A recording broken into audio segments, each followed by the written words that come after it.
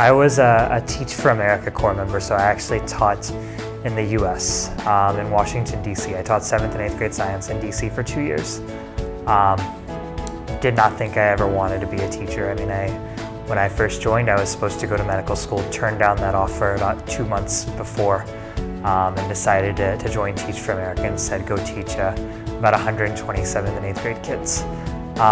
Even while I did that experience, I thought that I would do it for 2 years and then move back out, go back to medicine. I think what I saw during those 2 years taught me two things.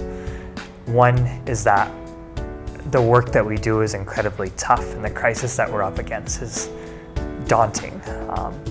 But what I was able to achieve with my kids taught me that it's also highly solvable. And I think that brought me to India. As I was actually completing my fellowship, Teach for India was just getting started. And so about 3 or 4 months after I completed, I actually came to India at the very end of 2008, very beginning of 2009, and have been here off and on ever since in a number of different roles. It's a city that is known for the number of higher educational institutions. It's a city that's often been known as the Oxford of the East. And so the higher education presence here is insane. I mean, it's really large.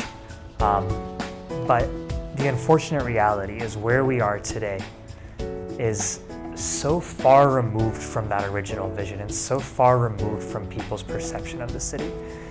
It's a city with about 660,000 kids across, out of which statistics tell us that close to 80% are dropping out. More than 50% aren't even able to read the basic alphabets in grade 5. And so kids are anywhere between 3 and 4 years behind where they should be.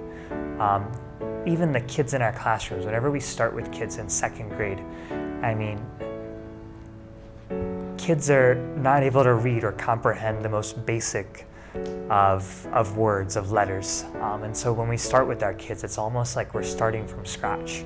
And I think that highlights that reality that it's a city that, while it's been known for achieving great things, it's currently robbing the significant majority of its kids from a quality education.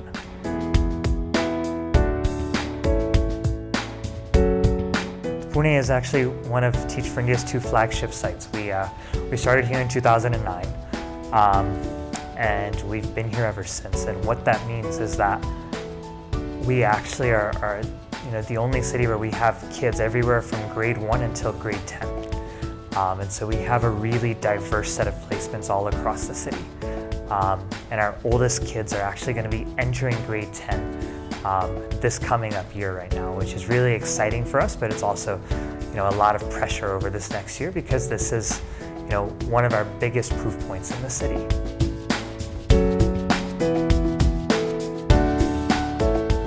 I'll tell you this, what excites us is that this isn't a city that's incredibly large, right? It's a city where we're looking at a little under 700,000 kids. And what that means is that we see that crisis as being solvable. We see that crisis as being solvable not in 5 or 6 decades, but in 2 or 3 decades.